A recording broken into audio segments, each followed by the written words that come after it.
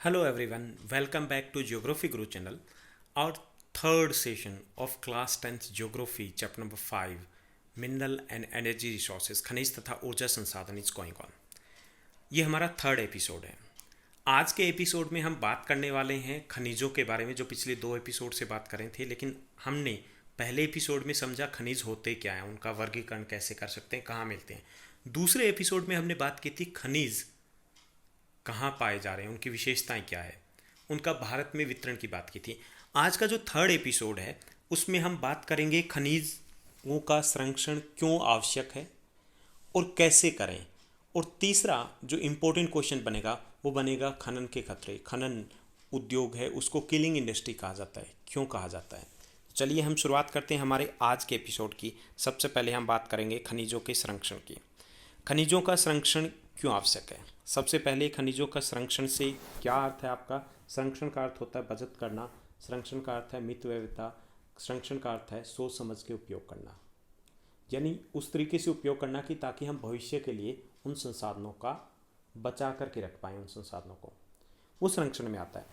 तो संरक्षण क्यों आवश्यक है, समझ में आ गया हो कि संरक्षण है क्या, अब क्यों आवश्यक है। सबसे पहले जो बात आती है वो ये कि खनिज हैं उनकी मात्रा बहुत कम है, बहुत कम मात्रा में मौजूद है। यानी पृथ्वी की प्रॉपर्टी का 1% भाग, केवल 1% भाग है वो खनिज है। अब कोई चीज़ कम हो तो उसका संरक्षण करना आवश्यक होता है।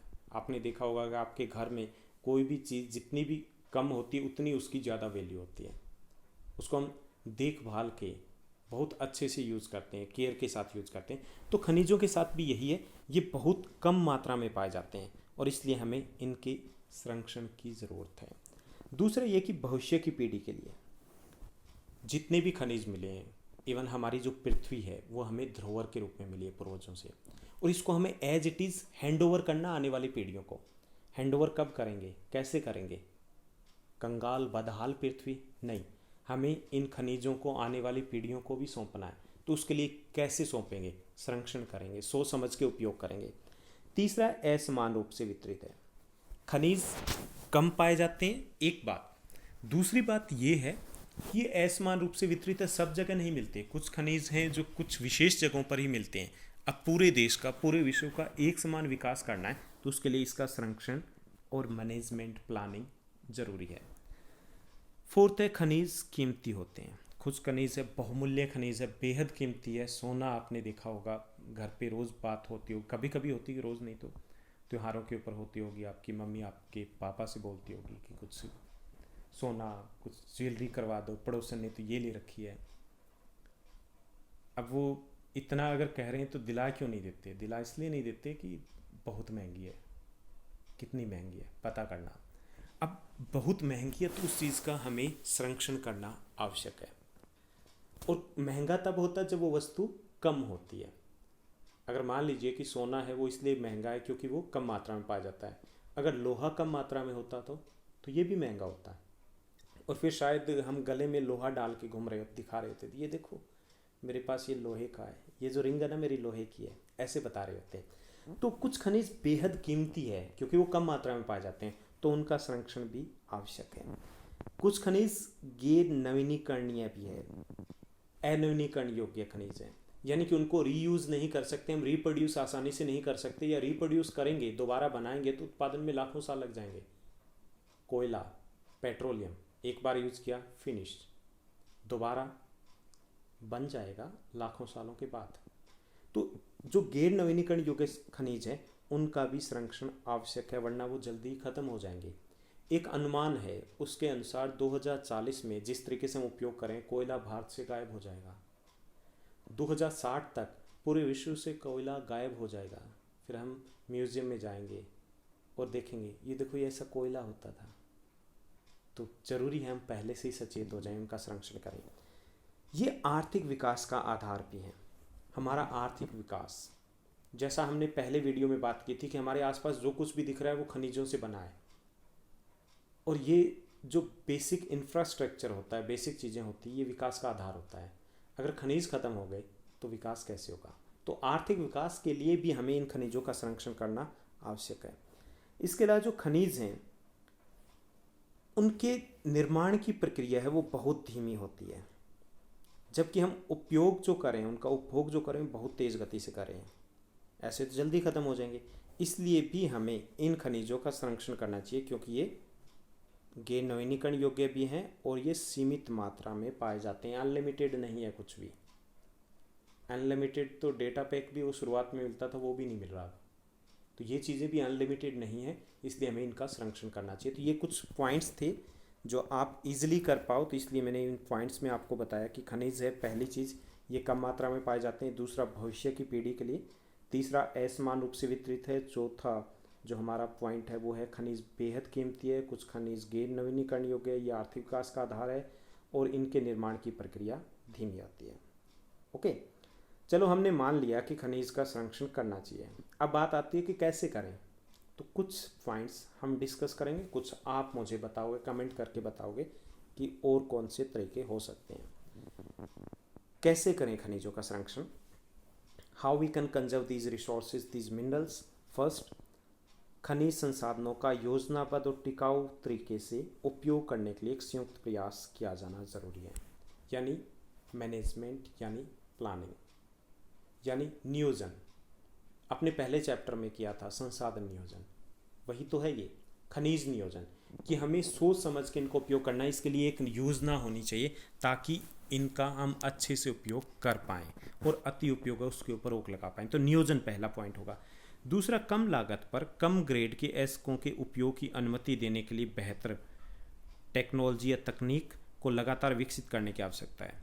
दूसरा ये कि जो कम ग्रेड के एस्क हैं जिनका हम उपयोग नहीं करें, तो उसके लिए बेहतर तकनीक अगर उपलब्ध करवाई जाए तो शायद उनको हम विकसित कर पाएँ। तो जो बहुमूल्य खनिज है, महत्वपूर्ण खनिज है, उनका संरक्षण होगा। धातुओं का पुनर्चक्रण किया जा सकता है, रीयूज़ कर सकते हैं हम, रिसाइकिल कर सकते हैं हम। स्क्रैप धातु है या अन्य विकल्प हैं उनका उपयोग कर सकते हैं। अन्य विकल्प कौन से? अन्य विकल्प जैसे कोई अनवीनीकरण योग्य संसाधन है तो उसकी जगह हम क्या उपयोग कर सकते हैं, हम नवीनीकरण योग्य संसाधन को उपयोग में लेके आए। कोयला है या हम पेट्रोलियम का उपयोग करें तो उसकी जगह हम कुछ और चीज़ें सोच सकते हैं, उनको विकसित किया जा सकता है। जैसे आप घर में हम यूज़ करें थर्मल पावर, बिजली बन रही है ना, थर्मल पावर स्टेशन आपने सुना होगा।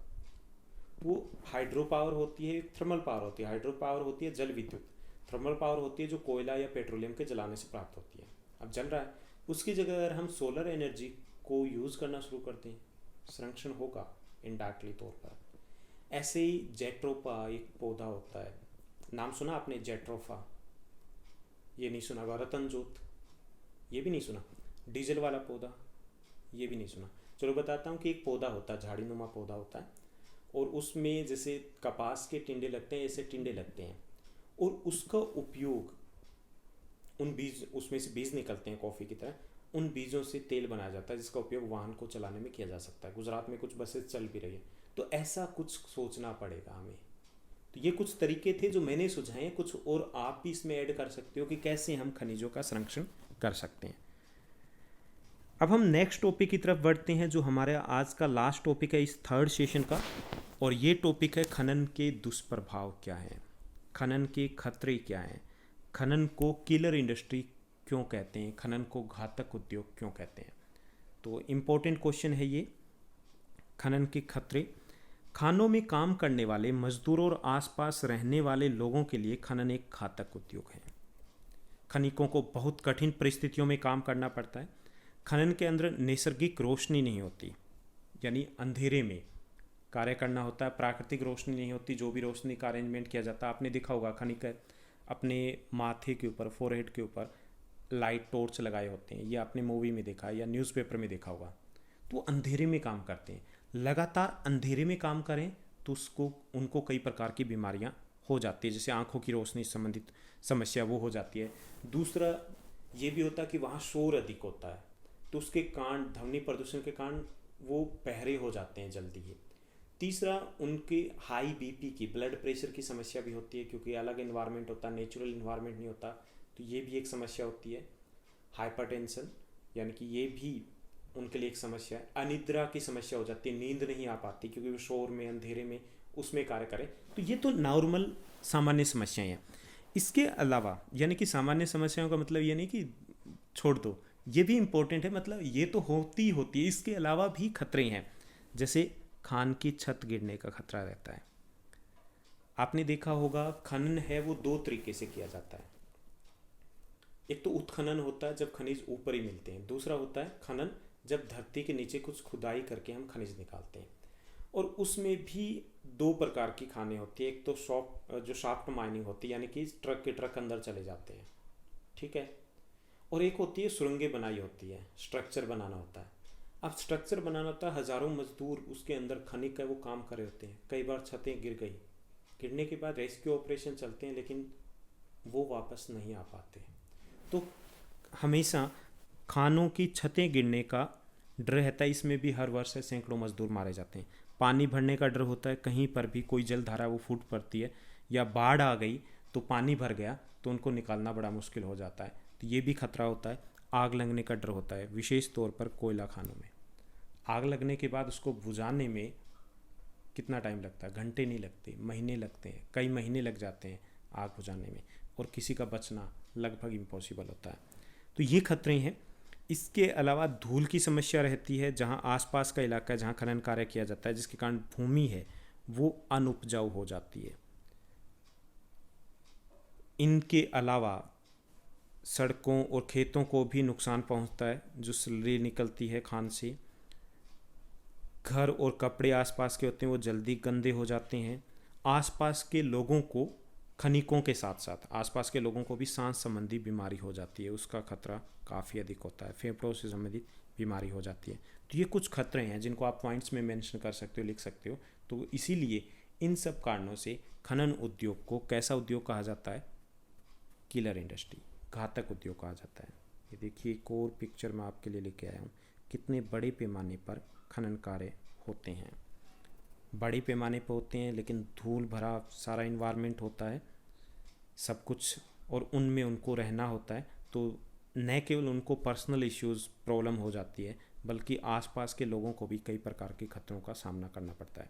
तो ये हमारा था थर्ड एपिसोड इस चैप्टर का, जिसमें हमने खनिज संरक्षण क्या, क्यों, कैसे और खनन उद्योग के खतरों की बात की थी। चलिए इस सेशन में बस इतना ही। चैनल को लाइक कीजिए, शेयर कीजिए, सब्सक्राइब कीजिए अगर अच्छा लगा तो, ताकि मुझे भी मोटिवेशन मिलता रहे, मैं और बेटर वीडियोज़ बनाने की कोशिश करूँ। Thank you, bye bye, take care, have a nice day.